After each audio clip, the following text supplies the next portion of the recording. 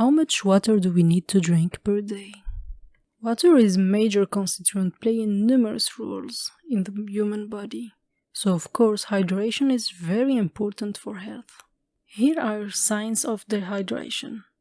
They vary from dry mouth and thirst in mild to moderate dehydration to delirium and of course death in very severe cases. In this video we are interested in the hypertonic type of dehydration, which result from insufficient water intake and or excessive water loss, for example during exercise. So, how does the body deal with dehydration? The first way is water retention by the kidneys to reduce the water loss. If not sufficient, the body sends a thirst signal to increase water intake. There is a big variation in water needs depending on several factors, like the diet and activity level of the person or the temperature.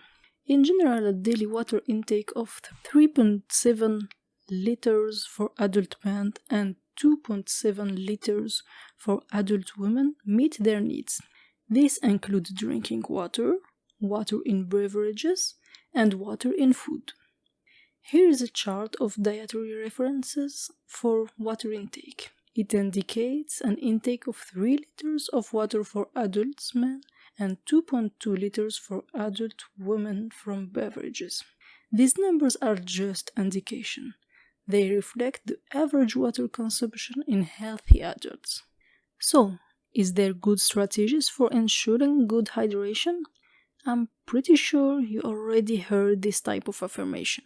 Drinking water before being thirsty is a good habit for maintaining a good hydration.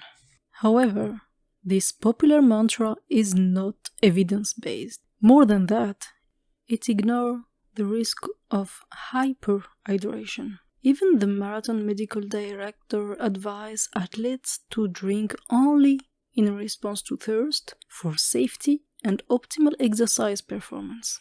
So, where does this mantra of drinking before thirst come from? This idea comes from the field of professional sports. Before 1969, the common hydration strategy was to avoid completely to drink water. As an example, here is a quote from Englishman Jim Peters in 1957, who set the world marathon record 4 times and is considered one of the greatest marathoners of all time. He said, "In the marathon race, there is no need to take any solid food at all, and every effort should also be made to do without liquid." This picture shows him collapsing due to severe dehydration a few meters from the finish line of Vancouver Marathon in 1954. From this extreme old strategy of avoiding drinking, the recommendation for athletes evolved to drinking as much as tolerable.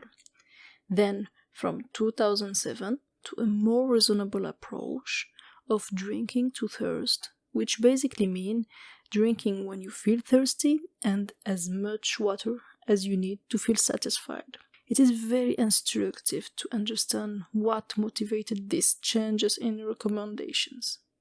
The first event was the development of sports drinks.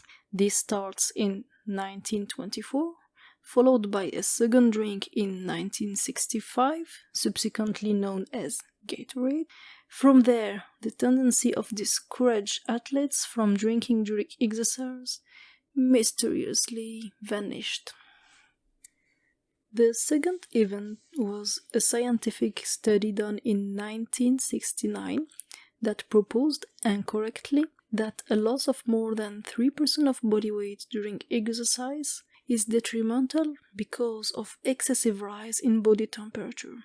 These authors were the first proposing that athletes should drink ahead of thirst. Then came the adoption of water as a tactical weapon by the United States military after 1982. When battles are in hot environments such as in the Middle East, the military forces gain a tactical advantage by high rates of fluid ingestion. The consequence was that this unproven doctrine became a global mantra that rapidly spread beyond the confines of US Army, when their scientists were also the principal advisors in the American College of Sports Medicine. And finally, the last event that did influence the drinking recommendations is the growing involvement of the sport drink industry in the studies of fluid-balanced drinking exercise.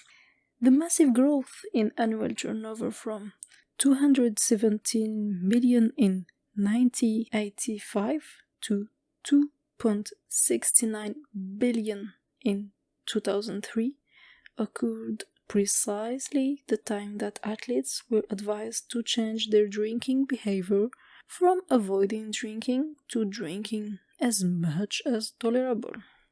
Now that we established that this mentality of overdrinking for health or exercise performance has nothing to do with optimal hydration, what's the problem with drinking ahead of thirst?